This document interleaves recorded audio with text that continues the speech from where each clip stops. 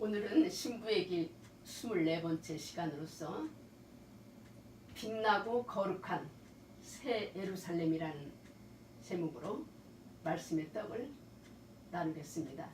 본문의 말씀은 요한계시록 21장 1절로 3절을 제가 봉독해 드리겠습니다.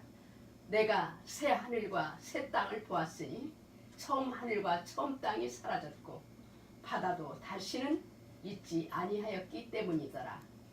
나 요한이 봄에 거룩한 도시 새 예루살렘이 신부가 자기 남편을 위하여 단장한 것 같이 예비한 채 하늘에서 하나님으로부터 내려오더라. 내가 하늘에서 나는 큰 음성을 들으니 이르되 보라, 하나님의 성막이 사람들과 함께 있고 그분께서 그들과 함께 거하시느니라. 그들은 그분의 백성이 되고 하나님께서는 친히 그들과 함께 계셔서 그들의 하나님이 되시리라. 아멘. 아버지 하나님 감사합니다. 오늘은 빛나고 거룩한 주님께서 예비하신 새 예루살렘 성을 주님의 말씀을 통하여 아버지 하나님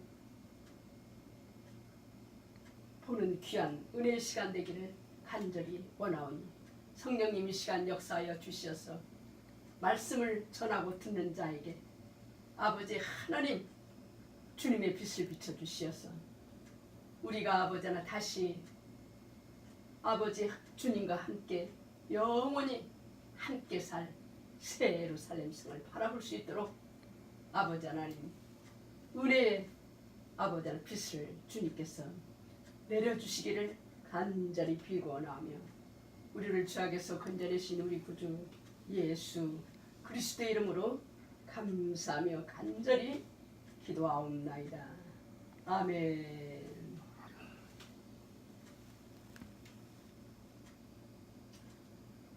우리 사람들이요, 이 목적지가 분명한 사람은 방황하지 않습니다.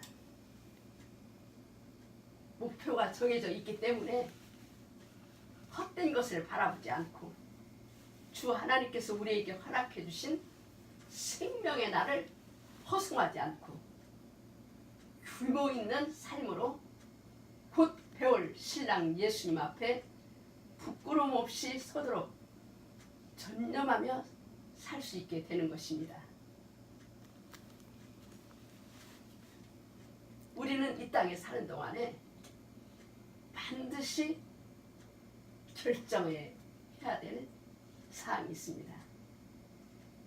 말하자면 선택을 해야 된다는 이 말입니다. 우리가 하늘이냐 땅이냐, 하늘을 택할 것이냐 땅에 속한 것을 택할 것이냐, 정확한 올바른 결정을 해야 되는 것입니다. 우리는 예수님과 함께 혼인하기로 예비된 주님과 약혼한 우리 신부들입니다. 그래서 우리가 혼인잔치에 들어가기 위해서는 우리가 반드시 그분의 아내가 될 준비를 해야 됩니다.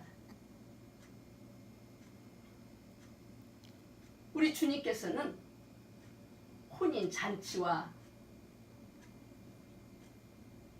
또 신혼여행과 새 예루살렘, 주님과 함께 살 영원한 새 예루살렘을 주님께서 다 준비해야 되지만은 우리 신부들도 예비하고 준비할 그런 사항이 있는 것입니다. 반드시 요한계시록 19장에 보면은 신부가 되려면은 신부로서의 예비되고 준비된 자가 주님과 혼인잔치에 들어간다고 했어요. 그래서 우리 예수님이 신랑이 준비해야 될 그런 사항도 있지만은 우리 신부들이 이 땅에서 신랑을 만나려면은 준비해야 될 우리가 모든 상황과 또 우리가 이 땅에서 이기고 나가야 될 분량이 있는 것입니다.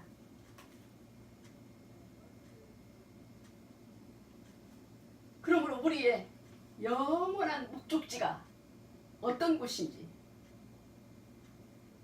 주 하나님의 계획은 무엇인지, 그분의 사랑받는 신부가 되려면 무엇을 어떻게 준비해야 될지를 우리는 성경 말씀을 전심을 기울여 상고하고 기도하는 것이 성도의 일대기가 되어져야 하는 것입니다. 말하자면 노아가 하나님 아버지께서 가르쳐 주신 대로 그 모양과 식양대로 방주를 노아의 생애 일생 동안에 지었던 것처럼 말입니다. 우리가 예수님과 결혼을 하면은 이제 신랑의 이름을 취하는 거예요. 미국에서는 그렇잖아요. 결혼을 하면은 신랑의 이름을 붙이는 거잖아요. 그런 것처럼 우리가 주님과 약혼한 우리의 신부로서 태도는 어떻게 이 세상을 살아가야 되냐면은 내가 이제 주님에 속한 사람이 됐기 때문에 세상과 세상에 있는 것들을 사랑하지 말아야 되는 것입니다. 우리는 예수님과 예수님의 사랑과 연결된 우리 약혼한 우리 신부들은 주님과 지금 연결고리가 되어 있는 것입니다. 약혼이라는 것은. 그래서 약혼자는, 주님의 약혼자는 어떻게 해야 되냐? 이 땅에 사는 동안 세상에는 모든 죄된 것들을, 신랑이 싫어하는 모든 것들을 청소하고 준비 단계에 있어야 되는 것입니다.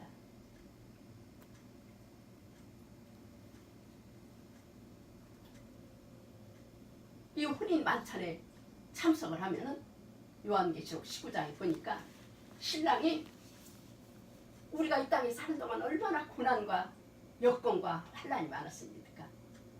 그런데 그 모든 상처와 눈물을 깨끗이 씻어주신다고 그랬어요. 그래서 우리 신부들은 그거를 기대하며 바라보고 살기 때문에 엄청난 기쁨과 즐거움 가운데 우리가 이 세상을 이기고 나갈 수 있는 능력이 있는 것입니다. 그게 기뻐해야 될 이유예요.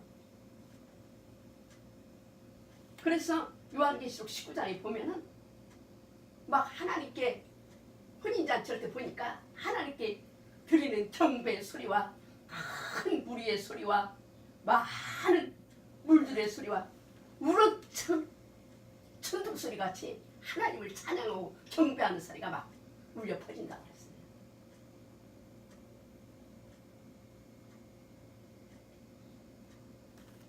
이 본문 요한계시록 21장 3절에 보면은 하나님의 성막이 사람들과 함께 있고 그분께서 그들과 함께 거하시느니라.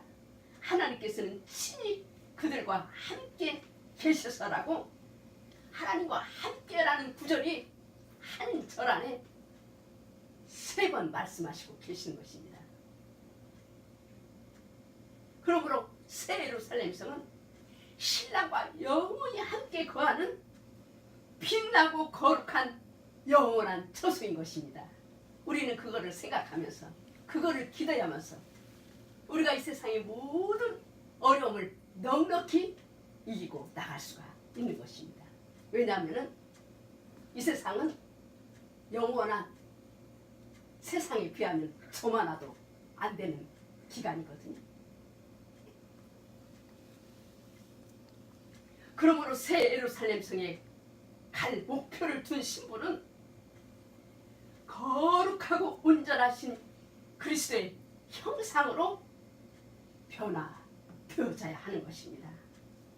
그러기 위해서는 이곳에 주님께서 분부하신 대로 예수 그리스도의 이름으로 우리 옛사람을 불 속에 장사 지내고, 그거는 물침례를 상징하는 것이고, 그 다음에 두 번째는 예수님의 보혈로 정결함 받고, 세 번째는 말씀이신 예수님을 내 안의 주인으로 모셔드림으로 말씀이 아닌 모든 것은 나의 삶에서 완전히 성령님의 불로 태워버리는 불침례가 반드시 있어져야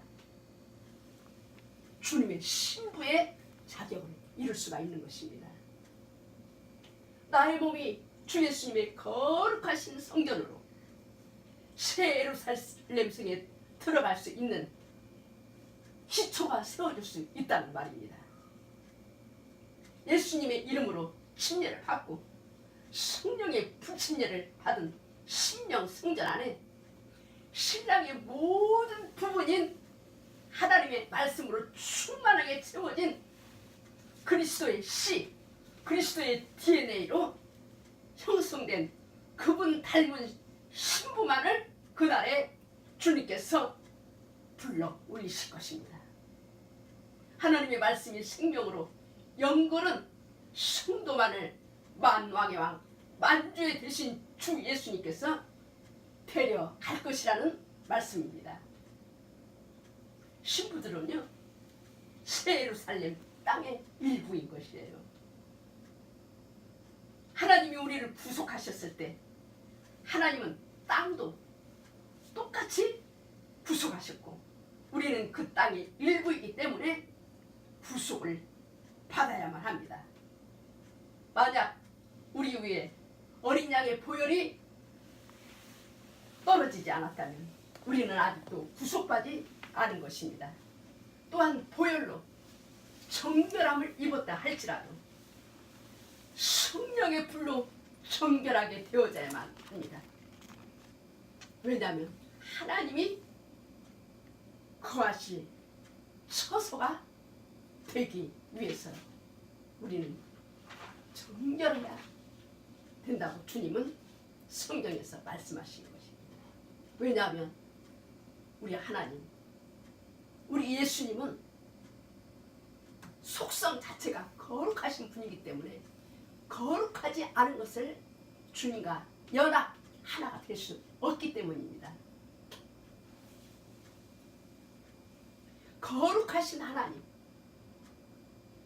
거룩하신 주님이 우리의 신랑이기 때문에 신부는 마땅히 거룩해야 될 것이며, 다시 오는 하늘에서부터 내려오는 새 예루살렘 성도 빛나고 거룩한 새 예루살렘이라고 성경은 말씀하시고 계시는 것입니다. 거룩한 도시 새 예루살렘이 하늘에서 하나님으로부터 이 땅에 내려오게 하신다고 말씀하셨는데,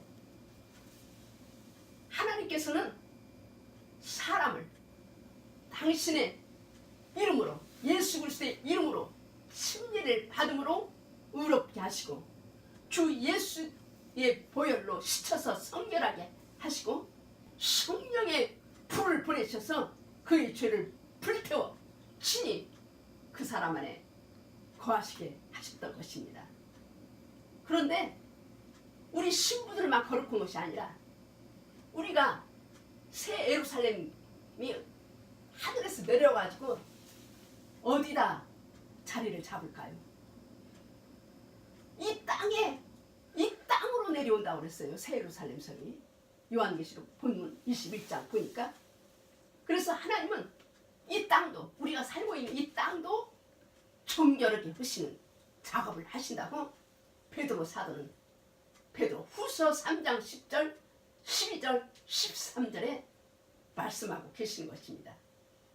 그러나 주의 날에 밤이 도둑같이 오리니 그날에는 하늘들이 큰 소리와 함께 사라지고 원소들의 뜨거운 열에 녹으며 땅과 그 안에 있는 일들도 불태워지리라. 그날에 하늘들이 불이 붙어 해체되고 원소들도 뜨거운 열로 녹으려니와, 그럼에도 불구하고 우리는 그분의 약속에 따라 의가 거하는 새 하늘과 새 땅을 기다리는도다. 그렇게 말씀하셨거든요. 그래서 하나님은 이 땅도 이제 정결케 하시고 예수님이 오셔서 땅의 피를 2000년 전에 오셔서 흘리심으로 이 땅을 정결케 하시고 땅을 주장하셨죠. 그런데 이 장차 올 새 땅에서는 새 예루살렘 성이 내려오기 전에 이 새 땅에서는 모든 마귀와 세균과 모든 질병과 거기에 있는 모든 것들을 깨끗게 하려고 새롭게 하기 위해서 하나님께서 거룩한 이 땅에다 불신내를 하나님께서 하신다는 거예요. 그래서 베드로 사도가 이 말씀하신 것 같이 불태워진다는 거예요. 하늘들이 큰 소리와 함께 사라지고 원수들이 뜨거운 열에 녹으며 땅과 그 안에 있는 일들도 불태워지리라.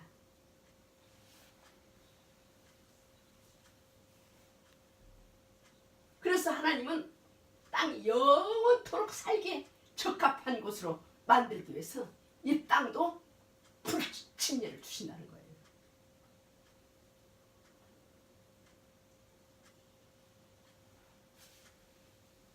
보십시오. 이것은 아직 말하지 않았지만 이 앞으로 천년왕국이 새 예루살렘 성이 오기 전에 먼저 천년왕국이 와요. 근데 그 천년왕국은 새 예루살렘 성이 내려오는 새 땅이 아니에요. 천년왕국의 통치는 다른 통치인 것입니다.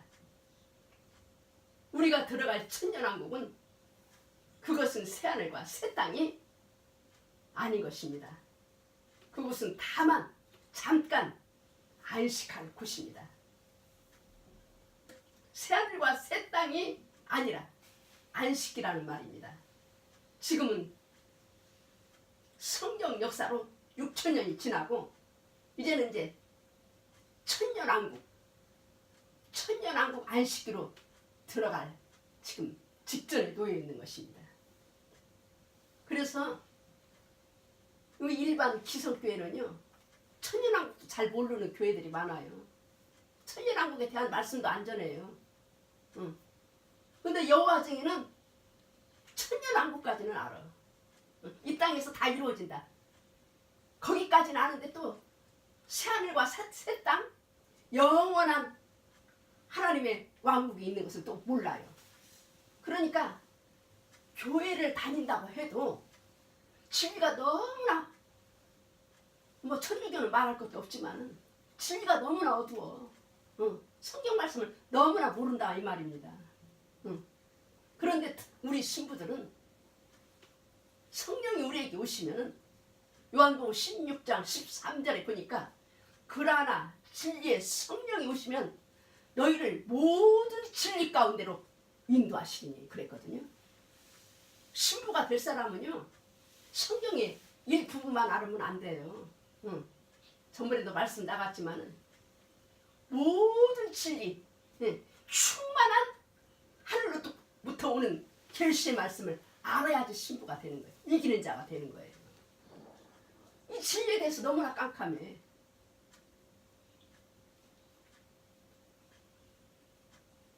그래서 하나님께서는 2000년이 될 때마다 세상은 멸망이 있었습니다. 처음 2000년에는 홍수로 하나님께서 물로 노아 시대에 침례를 주셨죠. 다음 2000년에는 예수님께서 땅을 성결케 하시려고 주님께서 친히 주장하시고자 오셔서 예수님이 자신의 피를 흘림으로써 땅을 정결케 하는 구속 사역을 이루셨습니다. 이제 다음에는 주님께서 뭐라고 하냐면 다음 2000년 기간에는 내가 다시 오리라. 이제는 자신의 신부를 데리시고 이제 주님께서 데리러 오십니다. 그 다음에는 두 번째 2000년에는 그분은 오셔서 자신의 안식기를 천년 왕국 기간을 주십니다. 그래서 천년왕국 기간은요 신랑과 신부의 신혼여행 기간이라 그랬어요. 그런데 하나님께서 보실 때는 천년이 하루야. 그리고 나서 이 땅을 불태우시고 아까 베드로후서에 3장 10절 12절 13절에 있는 같이 땅을 불태우시고 자신의 것으로 주장하시고 자신의 사람들을 다시 땅에 두시려고 이제 새 예루살렘 성이 내려오는 것이 영원한 세계인 것입니다. 그래서 천년왕국은 완벽한 세상이 아니에요.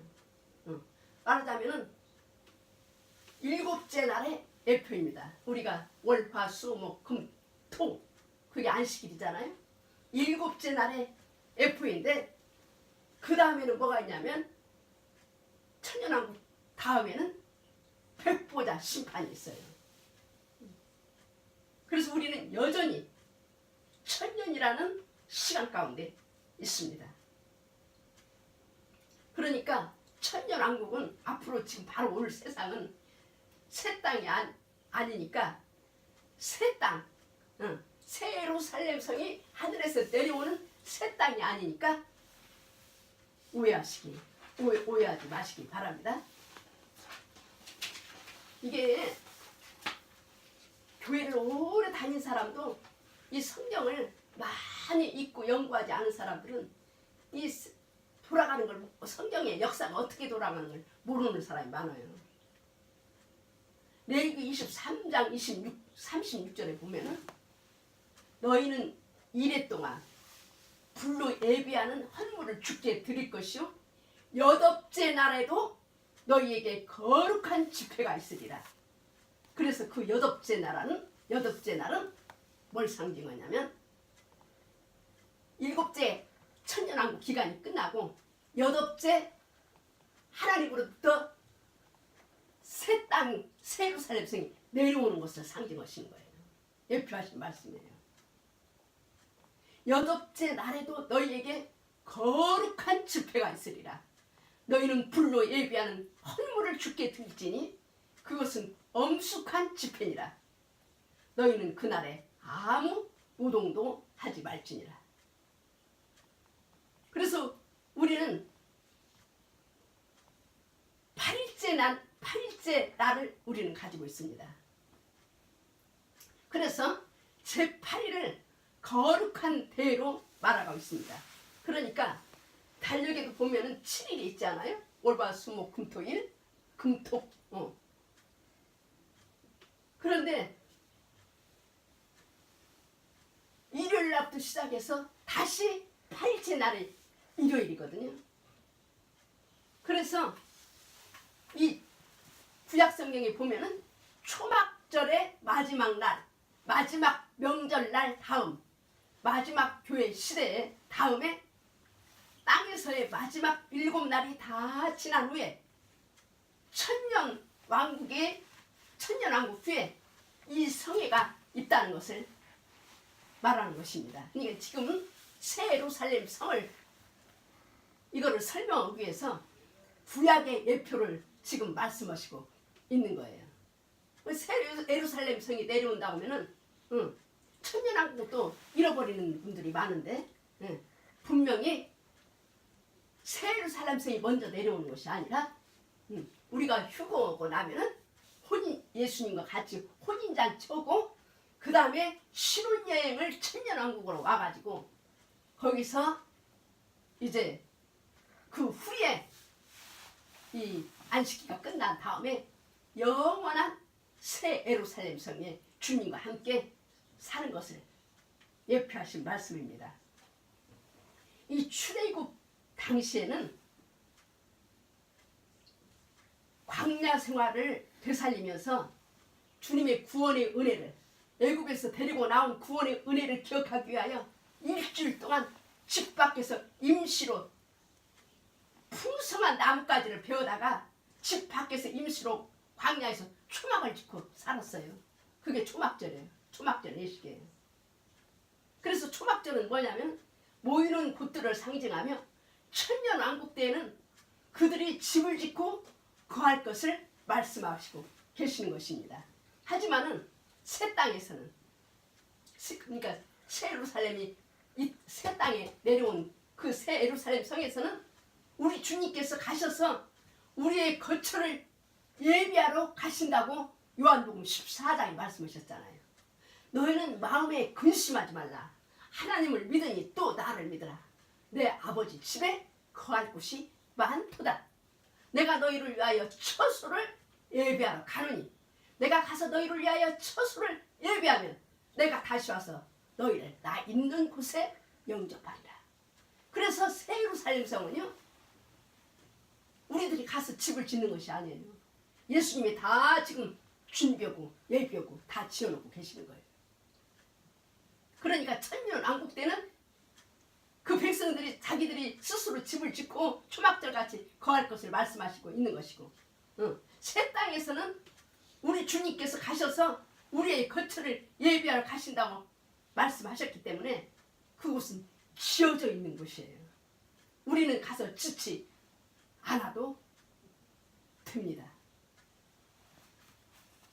그거는 우리의 영원한 하나님의 백성의 예수님의 신부들의 영원한 처소일 것입니다. 7일은 예창조와 관련된 것이죠. 그러니까 7일은 뭐냐면 이 세상의 시간표예요. 근데 7일, 그것은 천년 왕국을 상징하는 것이고, 하나님은 6일 일하시고 7일째 날을 쉬셨듯이 교회도 6일 일하고 7일째는 쉽니다. 하지만 제 8일이라는 것은 달력에는 없는 것입니다. 우리는 다시 첫날로, 그렇죠? 다시 첫날로, 일요일은 첫날이잖아요. 첫날로 돌아가는 것입니다. 그래서 히브리서 4장에는 사도 바울은 말하기를, 여러분들은 날과 그림자들을, 그런 것들을 지금 지키고 있는데, 그러니까 안식교인들은 막 토요일날 안 지키면 구원 못 받는다고 그러잖아요. 근데 사실은 이제 신약 시대에서는 예수님이 주일날 부활하셨기 때문에 우리가 이제 부활의 날을 지키고 있는데, 사실은 그 날짜의 개념은 없는 거예요. 그래서 바울은 뭐라고 그러냐면, 당시 그리스도인들의 체험을 꼭 날과 무슨 의식을 중요시 여기는 유대인들의 그 의식과 날들을 지키는 것을 겁내고 있다고 말한 것입니다. 우리는 어떤 날들과 의식들로 옮기지 않습니다. 우리는 사방에서 영원한 생명으로 그리스도로 말미암아 옮겨졌습니다. 그것이 거룩한 교회라고 사도 바울은 말씀하신 것입니다. 제7일을 보십시오. 그것은 없어지는 것인데, 레위기에서는 말씀하신 대로 다른 것으로 변화될 것입니다.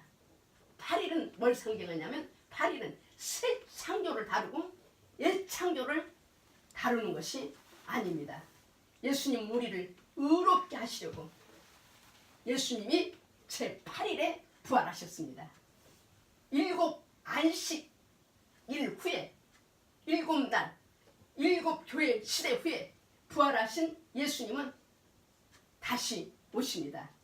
제8일에 거룩한 대회로 첫 번째 날에 새하늘과 새 땅의 시대가 열릴 것을 주님은 예표하신 것입니다. 그래서 예수님은 제8일에 부활하셨어요. 그것은 엄숙하고 거룩한 날이었습니다. 그래서 그것은 한 날이 아니고, 왜냐하면 이 날이나 시간은 끝났기 때문인 것입니다. 이제 끝났다는 것은 뭘 상징하냐면, 영혼은 계속 돌잖아요. 이제 영혼 속으로 시간과 공간의 개념을 떠나서 우리가 하나님의 백성들은 영원한 생명 속으로 들어갔다는 것을 상징하는 것입니다. 그것은 곧바로 다시 첫날로 돌아갔습니다. 우리는 그 거룩한 대로 지금 들어가고 있는 것입니다. 우리는 진짜 영혼으로 들어가고 있는데 그 속으로 우리 교회는 부름을 받으신 것입니다. 우리 교회는 영혼 속으로 시간과 공간의 개념을 초월한 영혼의 그 시간 속으로 교회는 부름을 받은 것입니다. 어떤 교파나 조직으로 부름이 아니고 영원한 왕을 모시고 있는 영혼 속으로 부름을 입었다는 말입니다. 예수님은 3번 오셔요. 한 번은 그의 신부들을 구속하시려 2000년 전에 이 땅에 십자가에 피를 흘리시러 구속하러 오셨고, 2번째는 신부를 데리려 이제 마지막 나팔 봉중으로 주님께서 강림하시는 것이 2번째 오시는 것이고, 그 다음에 3번째는 신부와 함께 백마를 타고 아마겟돈으로 내려오신다고 성경은 말씀하시고 계시는 것입니다. 구약시대에 이스라엘에게 하나님께서 불기둥 안에서 말씀하실 때 하나님은 어디에 강림하셨죠? 성경에 보니까 신의 산 꼭대기에 강림하셨다고 그랬어요. 또 신약에서도 변화산 위에서 이는 내 사랑하는 아들이니 너희는 그의 말을 들으라 선포하실 때 하나님 빛기둥과 빛나는 광채를 띠시며 산 꼭대기 위에서 베드로와 야곱과 요한 앞에 강림하셨던 것입니다. 그리고 예수님은 몸이 죽었다가 살아난 모세와 함께, 또 죽음을 보지 않고 불병거 타고 올라간 엘리야와 함께 나타나셨어요. 어디로? 변화산으로. 그래서 이건 뭐냐면은 예수님이 공중 강림하실 때 죽은 자의 부활과 살아 승천한 자의 엘리야의 예표를 말씀하시는 거예요. 그래서 마지막 날에도 주님께서 오실 때 데살로니가 4장 16절에 보면은 주께서 호령과 천사장의 소리와 하나님의 나팔로 친히 공중으로 강림하실 때 그리스도 안에서 죽은 자들이 먼저 일어나고 그 후에 살아남은 우리 성도들도 구름 속으로 끌어올려 공중에서 주를 영접하게 하신다고 말씀하셨어요. 그러니까 모세와 엘리야는 그 죽은 자와 죽은 자의 부활한 자와 살아서 승천하는 엘리야를 하나님께서 예표로 들면서 마지막 날에도 똑같은 사건이 일어날 것을 주님은 말씀하시고 계시는 것입니다. 새 도성과 새 땅, 새 창조. 그래서 이 새 예루살렘 성은요, 산 위에 있는 도성이에요. 산 위에 있는 도성. 산 위에 있는 도성. 그 산 위에 있는 도성의 그 꼭대기에 하나님의 보좌가 있고, 그리고 그 산 위에 위아래로 다 새 예루살렘의 거주자들이 있는 것을 여러분 상상해 보십시오. 그 성벽은 12 주춧돌이 있는데 각 주춧돌은 아론의 흉배에 있던 보석들이었는데 이스라엘의 12지파를 나타냈던 보석들입니다. 그리고 이스라엘 백성이 광야에 있던 회막성전과 똑같이 동서남북으로 이 4개의 문이 있는데 문마다, 그러니까 4문마다 사도들이 3명씩, 그러니까 문이 4개 있으니까 사도들이 3명씩 12사도가 서 있었으며 그 문의 높이는 144규빗, 정확하게 그 문의 높이가 65m쯤 되는 것입니다. 이것은 뭐냐면요. 이 시대의 선지자를 통해서 하나님께서 보여주신 거예요. 오래전에 하나님께서 세우신 선지자인데, 이 하나님께서 그분이 말씀하신 것은 이제까지 한 번도 어긋난 적이 없어요. 다른 이 선지자들이, 자기가 선지자라고 말하는 사람들이 말하는 것이 다 보면은 지나놓고 보면 하나도 안 맞아. 근데 하나님이 세운 바울과 같은 이 선지자이기 때문에, 일곱 교회 시대에 바울과 같이 세운 하나님의 선지자는 하나님이 주신 말씀만을 증거하고 절대로 그 말이 흐트러짐이 없고 변기함이 없어요. 그래서 제가 오늘 지금 새 예루살렘 성에 이 빛을 받은 이 미국의 그 브레넘 형제님의 쓰신 글을 제가 이렇게 비중을 두고 여러분에게 이렇게 전하는 것입니다. 그 성문 안에 있는 흉배, 그들 커다란 보석 하나하나가 거의 6m가 된다네. 6m가 된답니다. 네. 각 주춧돌은 12주춧돌이 있었는데, 각 주춧돌은 에메랄드와 이스라엘의 12지파를 나타냈던 다른 보석들이었습니다. 그런데 사도들이 그 커다란 하나의 단단한, 사도들이 그 12진주문이 있잖아요. 그 커다란 이 단단한 진주문 위에 사도 한 사람의 이름이 새겨져 있었습니다. 예수께서 말씀하신 것처럼 예수님이 제자들에게 말씀하시기를, 너희가 12보좌에 앉아서 이스라엘의 12지파를 심판하리라 하신 것처럼, 그들이 성으로 들어올 때 누가 성문에 앉아서 심판을 하고 있냐면은, 이 말하자면 땅의 왕들이 그 예루살렘 성 안으로 들어올 때는 예수님께서 약속하신 대로 그 12사도들의 판결로 나오고 들어갈 수 있다는 거예요. 근데 그 성의 높이는 2200km, 2200km의 높이로 그 꼭대기에 있는 보좌에서 전 세계 사람들이 세상의 빛을 보게 될 것이라는 거예요. 예수님께서 세상에 있는 꼭대기에 시온산 꼭대기에 있는 보좌에 예수님께서 왕으로 앉으실 것이라는 거예요. 근데 그 성의 크기는, 그 예루살렘 성의 크기는 미국의 절반 정도의 크기이고 2200km인데, 위로 일어서서 예루살렘 성 거민들이 전 세계에서 꼭대기에 있는 보좌 위에 앉으신 그분을 볼 수 있을 정도로 2200km나 올라가 있습니다.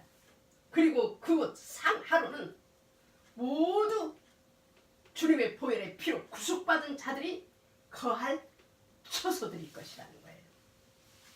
그리고 거리와 공원과 정원들이 있고, 생명의 강이 보좌로부터 흘러나오고, 조그마한 틈 사이로 그 생명수 물들이 흐르고, 집집마다 테라스 위로도 생명나무가 뜰마다 꽃을 피울 것이고, 1년에 12번 열매를, 매달 다른 열매를 맺을 것입니다.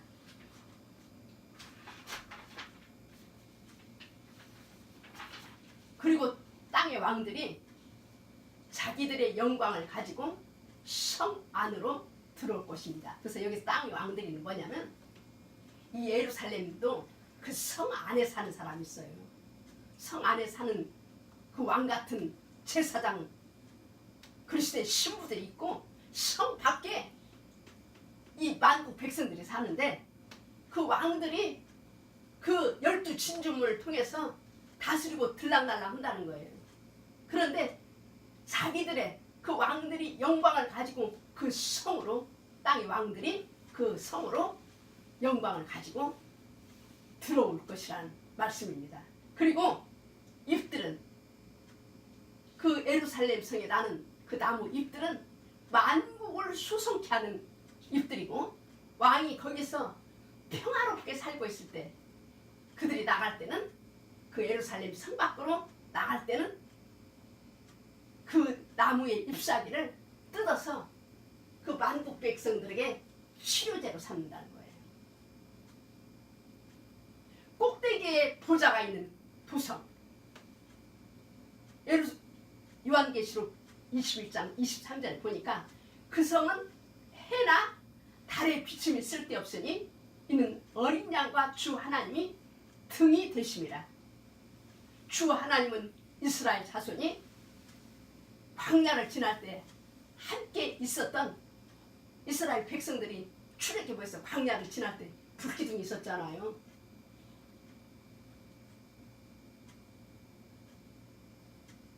그 불기둥이 누구냐면 바로 하나님이신 예수님이신 것입니다. 그런데 이제 그때는 주님이 그 꼭대기에 있는 보좌에 올라와 계신다는 거예요. 그 완전한 왕국의 주 하나님이신 예수님께서 모든 것이 되시고 전부가 되게 하시려고 아버지께 왕국을 바치셨을 때, 예수님은 우리의 왕으로서 그 시온산 꼭대기 보좌 위에 앉으시게 되는 것입니다. 그리고 그 왕은 시온산 꼭대기에는 그 빛이시고, 그의 거룩한 빛이 전 예루살렘 도성을 환히 비추실 것입니다. 할렐루야. 아버지께 영광을 돌립니다. 높이가 2200km, 그러니까 제일 밑에는 2200km의 정사각으로 그 성 전체에 하나님의 낙원이 다 지어질 것입니다. 동서남북으로 뻗은 거리들, 거기에는 빛이 필요 없으니 어린 양이 빛이 되십니다. 성경은 그렇게 말씀하시고 계시죠? 보좌는 2200km 위에 있고 하나님이 앉아 계신 것을 우리가 볼 것입니다. 그래서 우리가 보통 생각으로는 정육면체의 그 도성인 줄로 생각하는데, 수직으로 올라가지 않고, 수직으로 올라가면 안 보이잖아, 밑에 있는 사람은. 비스듬히, 약간 비스듬히 피라미드처럼 기울어진다는 거예요. 신성한 빛으로 빛나는 그의 거룩한 얼굴을 보면서 그의 은혜를 받은 복받은 자들이여 그의 왕관에 달린 보석처럼 빛나리라. 오, 예수님은 곧 오시리. 우리의 고통은 다 끝나리라. 오, 지금 이 순간 우리 주님이 오신다면 어찌할까? 왜 하나님께서는 그렇게 이스라엘 팔레스타인 땅이요? 엄청나게 작은 땅이에요. 그런데 그 작은 팔레스타인 땅을 그렇게 우리 아버지 하나님을 생각하고 관심을 두실까요? 아시다시피 그 땅은 아주 좁은 땅인데요. 그러나 바로 그 안에, 거기가 성전이, 팔레스타인 그 땅에 예루살렘 성전이 지어진다는 거예요. 성전이 들어서게 된다는 것입니다. 그게 새 예루살렘이 바로 거기에 세워질 것입니다. 올리브 감람산이 좌우로 붙을 것입니다. 그게 아래로부터 밀고 올라올 때 사람들이 말하듯이 이렇게 밀려 쪼개지는 것이 아니라 밀려서 올라가서 이날에 주님께서 그 산에, 거룩한 산 꼭대기에 발을 디디고 서실 것입니다. 2200km나 되는 높은 곳에 있는 그의 보좌를 우리가 한번 상상해 보십시다. 그 성은 정육면체가 아니고 보일 수 있도록 위로 기울어지고 있습니다. 주님이 이 성산 위에 주님께서 그의 산꼭대기 위에 모잣돌로 주님이 임하실 것입니다. 그래서 모잣돌이신 주님이 오셔야만 합니다. 그리고 그 산은 밀려 올라갈 것이고 그것은 주님의 산이 될 것이며 그 성 안에는 구속받은 자들이 살게 될 것입니다. 이들 남북 간의 도로들과 커다란 고속도로, 실제로는 공원들이죠. 그리고 생명수 강이 보좌로부터 흘러나와 온 예루살렘 성에 흘러 들어갈 것입니다. 예루살렘 성의 모든 집들은 투명한 금으로 만들어질 것입니다. 거리들도 금으로 만들어질 것입니다. 생명나무들도 거기 있을 것인데 12가지 과실을 맺을 것입니다. 그리고 땅의 왕과 귀인들이 성문으로 자기들의 명예와 영광을 가지고 들어올 것입니다. 그리고 거기에는 밤이 없기 때문에 성문은 밤에 닫히지 않을 것입니다. 성경에 그렇게 기록되어 있죠. 성문이 닫히지 않는다고. 밤이 없는 곳. 어린 양이 빛이 되시는 그 성에, 밤이 오지 않은 그 성에, 거기 내 집이 있다네. 고통도 근심도 없는 그곳. 나는 그 어린 양이 빛이 되시는 그곳에 간다네. 여러분, 지금 도시들과 집들과 거처들이, 이 땅에 있는 도시들과 집들과 성들과 거처들이 그것을 얘기하고 있는 것인지 모르십니까? 이 땅에 있는 자연적인 모든 것들은 하늘의 그림자인 것입니다. 멀리 있는 우리의 그림자처럼, 내 손의 그림자처럼 실제는 그림자가 있기 전에 실제가 있어야 되죠. 네. 신부는요 하나뿐이에요. 하나뿐. 12교파가 아니고 선택된 하나의 신부입니다. 온 땅에서 이 일에 애정된 하나님의 나라에서 자기의 위치를 깨달을 수 있는 자들입니다.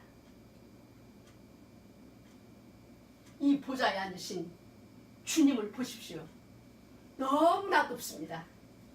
새 도성, 새 주추들과 12문, 예수님은 머릿돌이 되시고 사도들은 심판하고 12지파를 심판한다고 그랬어요. 에룩이 만든 피라미드는 하루 종일 그림자가 생기지 않는다요. 이 주님이 산 위에 계시고 그의 영광이 쏟아져 내릴 것입니다. 그래서 이게 이렇게 세워졌다면 그늘이 생기는데 이렇게 비스듬히 올라가기 때문에 예루살렘 성은 그늘진 곳이 어둠이 없다는 거예요. 그의 영광의 빛이 항상 예루살렘 성에 넘칠 것입니다. 그곳에는 밤이 없습니다. 예수님은 신성한 손으로 신성한 도성을 예비하러 가셨습니다. 신성하게 사신, 신성하게 주님의 보혈의 피로 값주고 사신 백성들을 위하여, 애정된 백성들을 위하여 신성한 건축자께서, 신성한 건축자이신 예수님께서 우리의 살 곳을 예비하러 가셨습니다. 아브라함은요, 그 앞으로 있을 새 예루살렘 도성을 믿음의 눈으로 바라보았다. 그렇게 기록되어 있어요. 그는 하나님이 설계하시고 세우신 도성을 바라고 있었으므로 아브라함은 자기가 나그네요 혜민이라고 고백했어요. 우리의 삶도 정말로 하나님의 나라를 소망하고 바라는 사람은요, 이 땅에 나그네와 혜민같이 살아요. 여기다 정착하지 않아요.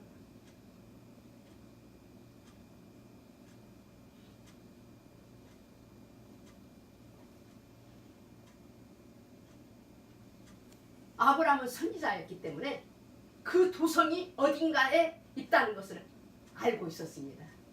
그런데 사도 요한은 그 도성이 새 예루살렘 성이 내려오는 것을 보았지만은 아브라함은 그 당시에 그 도성이 땅에 있음에 틀림없다고 아브라함은 생각했어요. 왜 그러죠? 아브라함은요 그 도성의 왕인 멜기세덱을 만나서 그에게 11조를 바쳤기 때문입니다. 그래서 아브라함은 그 멜기세덱 왕이 어떤 분이냐면 그는 아버지도 없고 어머니도 없었고 생명의 시작한 날도 끝도 없는 분이었다 그랬으니까 아버지도 없고 어머니도 없고 생명의 시작한 날도 끝도 없으면 그분이 누구일까요? 그분이 곧 하나님이신 예수님이셨던 것입니다. 그래서 아브라함은 그 시대에 벌써 예수님을 만나셨어요. 믿음의 조상 아브라함은.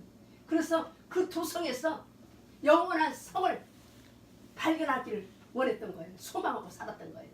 그래서 그 성을 살으면서 나는 나그네의 행위다. 나는 영원한 도성 새 예루살렘 성을 자기는 사모하고 살기 때문에 이 땅에 모든 것을 정착하지 않는다고 아브라함은 고백한 거예요. 아브라함은 그분을 만났고 그들은 바로 그 자리에서 성찬을 나누었는데 그 자리는 장차 예루살렘 성이 세워지고 주의 성산이 될 것이고 구속된 자들이 살 곳이 되는 것입니다.